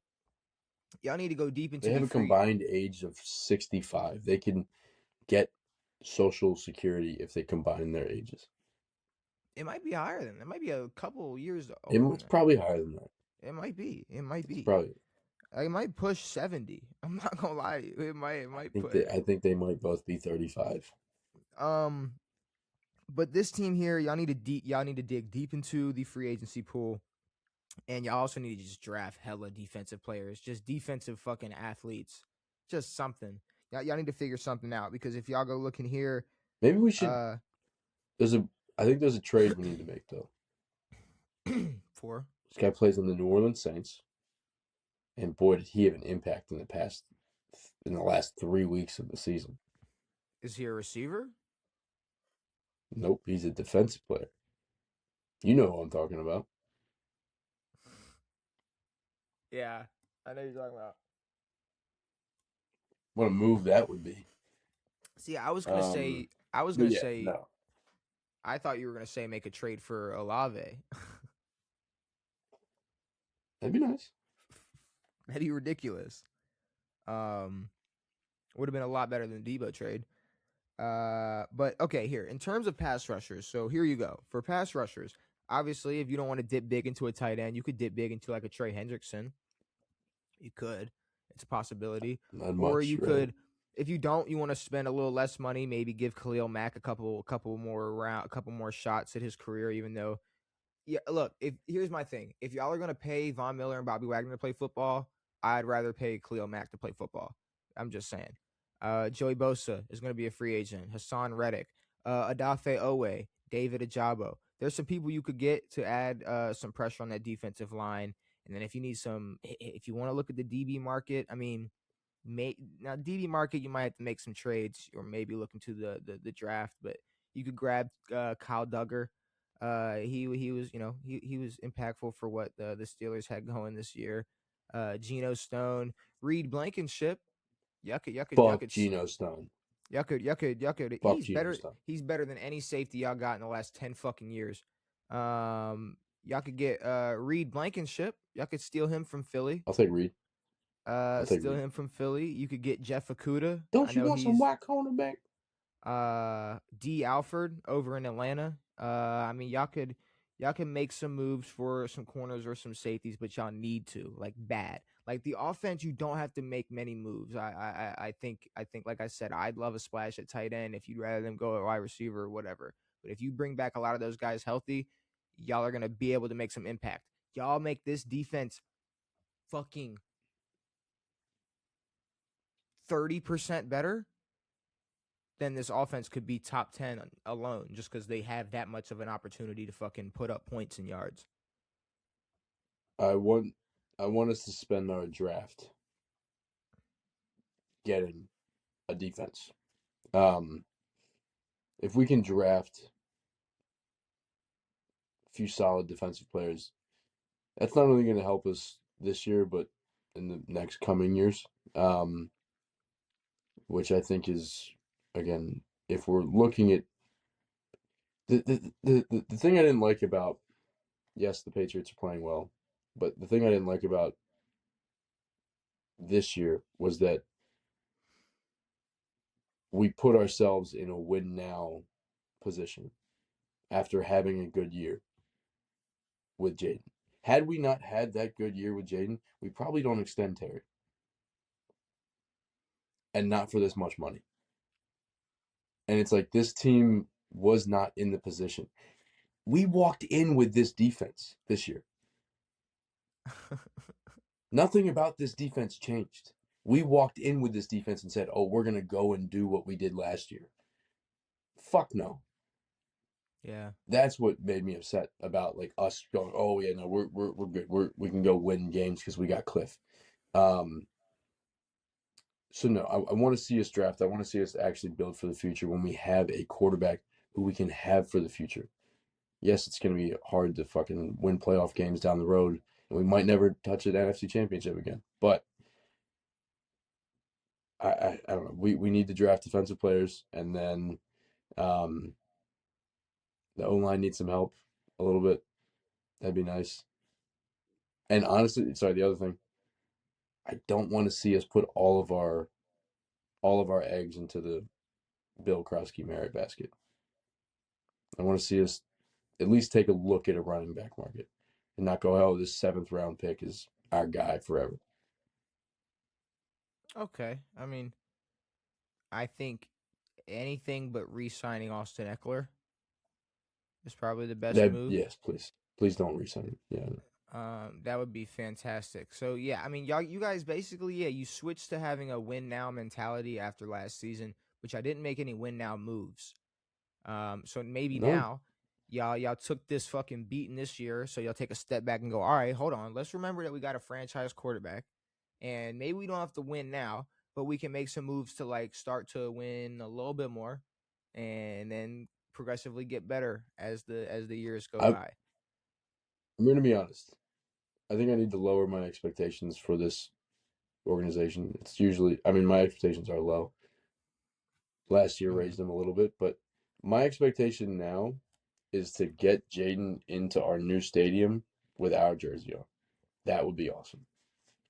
I want to see him in DC with our jersey on.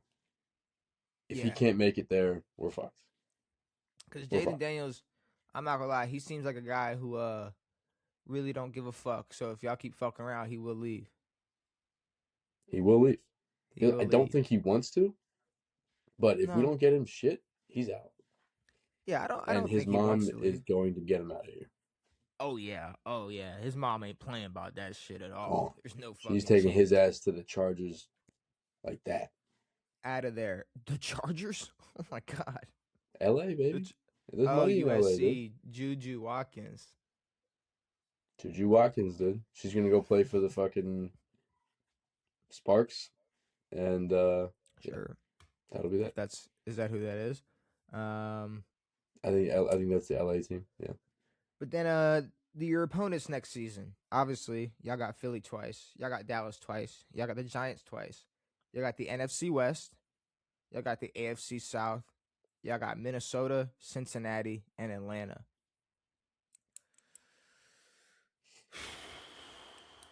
So y'all got some fucking games. Obviously, Philly twice, going to be a problem. Dallas twice, going to be a problem. Y'all could New York. Yeah, yeah. I mean, depending on how either y'all look, it's going to be a question. The I NFC want two West. from New York. The NFC West. I'm After gonna the go out on season a they limb just here. had. I don't think the NFC West is gonna repeat what they did this year. Cool. The Rams are good. Cool. The Niners are good. It's gonna take a lot for the Niners to be really good next year. Yeah. I think they'll be See, good. I don't think they're gonna turn into a bad division, but this year was, I mean, 3 teams in the division was crazy. I think that limb broke because the Niners are doing all of this with a lot of holes in their ship. That's the first thing. The Rams, while mind you, Matt Stafford could literally retire after the season and it all be over for them. If he doesn't, they're going Yeah. to turn around and be ridiculous again next season. And then And for then, some reason, every year, Sean McVay's like, I consider retirement. I need to go spend time with my kids. He does it every year. Once he leaves, they're done. okay, well, let's be real, because this is how most players go, or most players and coaches do go when they like are considering retirement. The season ends and they go, maybe I want to spend time with my family, whatever. And then they spend a bunch of time with their family and get really fucking bored and hate their lives and go, yeah, I think I'm gonna go back to playing football and I'm gonna I'm gonna give it another year. So that's Why what do you think happens with LeBron's them. still in the league, dude? Yeah, Too many fucking Taco Tuesdays. LeBron's such a great dad. It's like, yeah, because he does not want to go home. He is not there, dude. He does not uh, give a fuck. LeBron's a no, great no, dad. Oh yeah. no. Yeah, I was about to say LeBron's a good dad. But okay, here, let's use somebody else who's a terrible dad. Tyreek Hill. He's coming back next year because he is a Tyreek horrible Hill. person. He'll be back next year. I don't Um, think he has a family to go back to. no, they're all probably hiding from him, afraid, playing hide from Boogeyman because he's gonna beat the shit out of us and then dangle us over a balcony and then break our legs when we beat him in football in the backyard. He's a terrible person. He's a piece of shit. He's El Fucking piece Kukui, of dude. shit. He's the But all right. boogeyman. Time to give y'all a grade. Time to give y'all a percentage, a chance at the Super Bowl. And I've been thinking about this since last podcast. I was like, all right, does it make sense? Does it make sense? Does it make sense? It makes sense. I'm gonna tell you why. Because you said, well, the problem here is the cap is 20%. No team's gonna go over 20%. If a team ended up with a top 5 offense, a top 5 defense, a top 5 rushing offense, a top 5 rushing defense, and had the easiest schedule in the world, even having a 20% chance is absolutely It's a lot. ridiculous. The biggest Yeah. Super Bowl favorites preseason, the biggest preseason Super Bowl favorites of all time were the Rams in 1999 with a 0.66% chance. 0.66 or 66%. 0.66% chance. Now they were the greatest show on turf. The And they were greatest about show on turf. that close from not winning the Super Bowl, but The greatest show on turf had the highest preseason chance to win the Super Bowl, and it was a 0.66% chance. So I think giving these teams a 9% chance, a 16% chance, a 14% chance, I think it's very fair. I think it's very fair. I think it'd be unfair to say, hey, you get 20% and the rest of the 31 teams have to split 80%. That would be a little ridiculous. But yeah, Fair. so I like the cap at 20. Starting with your passing offense, Devin. We had Also, does it make sense now that I'm thinking about it that the total number of the NFL teams would be over 100%? what? If you combine all of the NFL teams, Uh-huh. I don't know. It makes sense. What are you talking about? You were talking about the 20%, and then every team's fighting over the rest of the 80%. Yeah, theoretically. That was just a theoretical. Theoretically, yes. Like, yeah. Like Okay, if that one works. team had a 20% chance. I'm saying in a theoretical world, there is no world where one team would have so much of an advantage where they had a 20% chance to win the Super Bowl. That would be Agreed. it'd be impossible. But time to give out some grades. So starting with your passing offense. Now we're going out of 18 instead of 20. So we're just bumping it down 2. But out of 18, 0 to 18, your passing offense, how well you think they can be, your projection. This past season, obviously, y'all had some issues because Jaden Daniels barely fucking played. Y'all were 24th in passing yards, 18th in sacks allowed. So I think, even Jaden Daniels alone, y'all probably allow even less sacks just because the motherfucker's probably going to avoid a few more than Marcus Mariota or Josh Johnson will. So if I had to, man, let's think like a Jaden Daniels of his rookie year, and then like you had to take out some numbers if you combined them with last year. Terry comes back healthy. If y'all make some type of splash, y'all gotta make a move, whether it's receiver or tight end.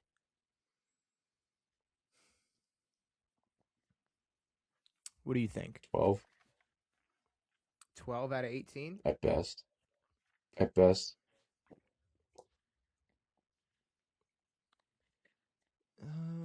12, 10, 11? 11. 11 out of 18. Well, 11. We'll go 11 at 18. Fuck it. We'll go 11 at 18. And then the rushing offense. Obviously, y'all were able to put up enough in the rushing department. And I like that. And Jaden Daniels, once Yeah, but again, being on I the don't trust those numbers. bro, but Jaden Daniels being here, because here's the thing, because like when you split that up, I don't when want to you see look at Jaden run. that, I do. I do. I do. Stop pretending like quarterbacks can't run. Quarterbacks can run. Look at Lamar and Josh Well, not if Allen.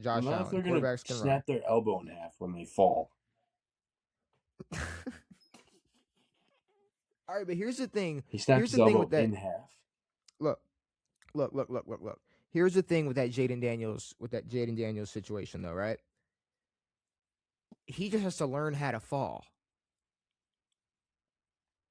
Yeah. That's it. He didn't take, like he said, that was a freak accident. That was some weird shit that happened. But in terms of, hold on, I'm just pulling up all these rushing stats just to see exactly what the fuck y'all had cooking besides JCM.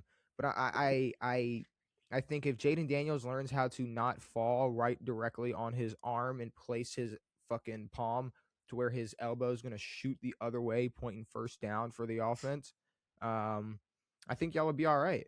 I think y'all would be good. But no, I like. Yeah, I mean JCM put up 800. Chris Rodriguez put up 500. Y'all were able to let Marcus Mariota run for 300 fucking yards. I mean, obviously y'all have the ability to put somebody behind this offensive line and run the football. Let's not play stupid. With that being said, I'll go up 13, 13, No. 14, 13, 5. That's too high. We gave your I can go passing offense 13, 11. maybe. We gave your passing offense I don't 11. know if our rushing offense is going to be better if we had Marcus Mariota. We weren't trying to throw the ball that much. Okay, 13. 13 it is. 13 it is. 13 it is. And we gotta take a look at this passing defense. Um Boy, oh boy. Fucking Uh 4. The way it is right now, it might be lower than that. Like, we are, boy. but it's like it's so hard to imagine that y'all aren't gonna find somebody at least better than what y'all got. And if y'all don't, like if y'all don't make better moves than last season, which was supposed to be the year y'all made some win now moves, then yeah, I mean 3, 4, that's what it has to be. It has to be that fucking bad. We haven't Um, made any moves. We haven't proven that we can make moves. I think the last few biggest moves that we made in terms of DBs was Josh Norman and Landon Collins.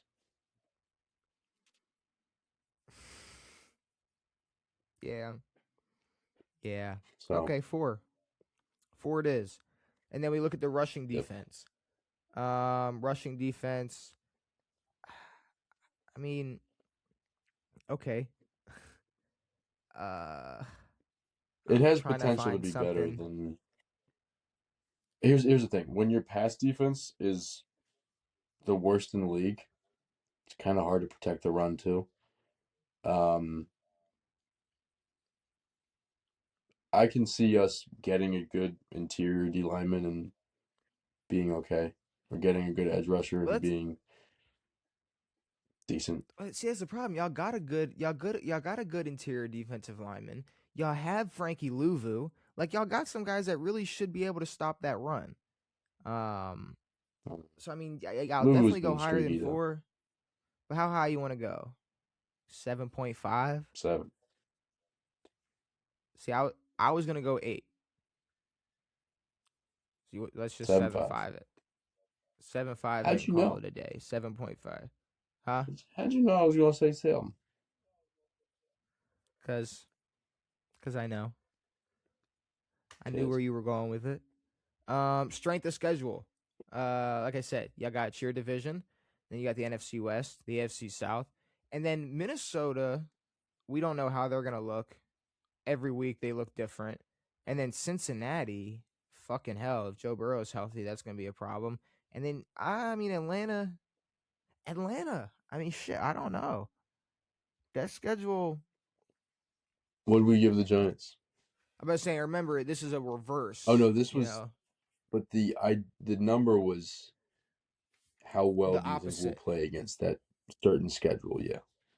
It was the opposite. So because we gave a 7.5 out of 20 to the New York Giants,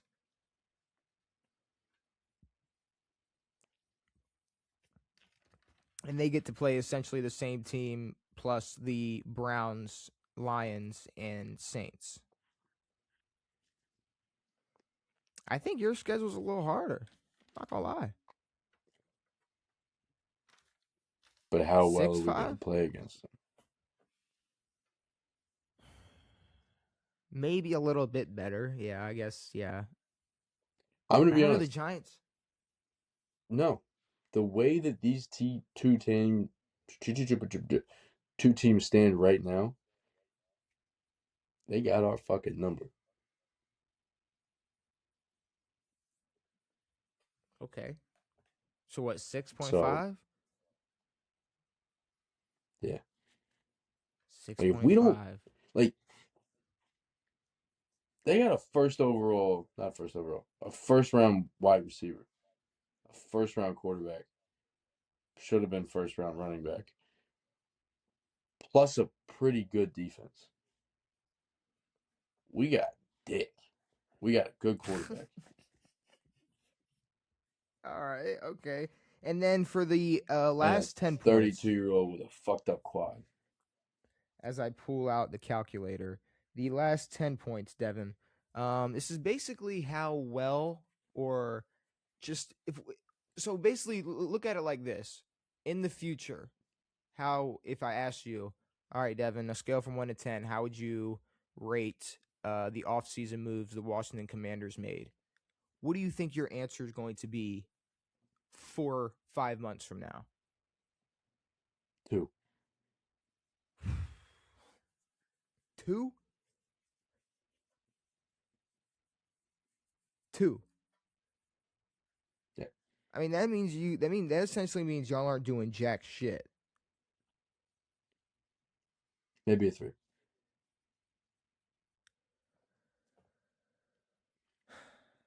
Now that's me being a 3? pessimist. I mean, that is you being super like that. Yeah, no, that is prime But pessimist. I'm I don't know. gonna be honest. The fact that we played well last year and then came into this year and said we aren't going to change shit but trade away our top running back. I don't know if we're going to make a real move. But I mean, we but let our it OC walk for pennies for nothing just to keep Dan but Quinn. We said, oh no, we trust and love Dan Quinn. Yes, great. Yes, great. Wow, wonderful. but Washington saw what those moves did for them. What moves? Exactly. They saw the What move moves? we didn't make. That's what I'm saying. Washington didn't make any moves last year, and they saw what it did. Y'all had 5 fucking wins, so they got to be going into this offseason going, all right, something's got to I change. know, but then you look at injuries to the offense and you go, that was the reason. It wasn't the reason. Because we're fucking scrub bums. I mean, I was gonna go at least a 4, so maybe end it with a 3.5. 3-5. And end it with a 3.5. And then I pull out the calculator, add the 3.5. You got that divided by 6, rounded up to 7.6% chance to win the to get to the Super Bowl next season. There you go. That ain't crazy. Because then when you compare it to a team like, I don't know, the Bills, who are going to have like a 16.5% chance to make the Super Bowl, then it'll make this 7.6 look a lot more accurate. But Devin, with that being said, we gave you a bumpy road to the Super Bowl. We talked some head coaches and where they might possibly be coaching next season. John Harbaugh and where we know he's going to be coaching next season, ranking the best active 5th overall picks. We gave a preview to the divisional round. Is there anything else you need to say before we get out of here?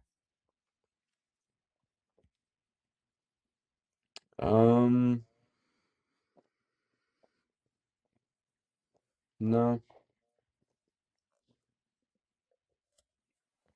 I'm gonna be honest, sorry.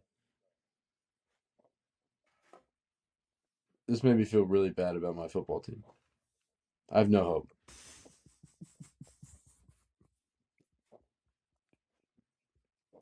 See, but I like, got close to no hope. And the fact that I had to does go it? to even as sad to think that Jaden might not make it to our next stadium, that pissed me off when I said that. But doesn't it help you understand that how this could work wonders for other fan bases if they like actually sat down and understood like, oh damn, like we got no chance. Yeah, it'd be really nice if like the Browns were like, "Hey guys, you know how like we've never had a chance? We really don't have a chance this year." That would be nice. Zero chance. We But have a no, negative chance. Well, I'm sorry I about wouldn't be that. opposed to Sorry giving that a few teams some negative chances. yeah, no, or just a flat out zero. Um but yeah, I guess with that being said, we'll be back on We Tuesday. we gave teams flat zeros last year. Yeah, like which is funny. Like a Carolina, who lot made of the teams. playoffs. We gave a few teams a zero. I'm gonna go back and check who we gave zeros to. But it's time to get out of here. It's time to go. We talked about everything we needed to talk about. We'll be back on Tuesday to discuss these divisional round games, see who's going into the conference championship round. Um, I don't know. Maybe the NBA can get a little interesting. If not, we'll have some more shit to rank. We'll have some more teams to build. We'll have some more coaches to talk about. Um, plenty to discuss on next episode, but hopefully you enjoyed. We will be back every Tuesday and Saturday. It has been me. It has been Devin. It has been real. We are out. Goodbye.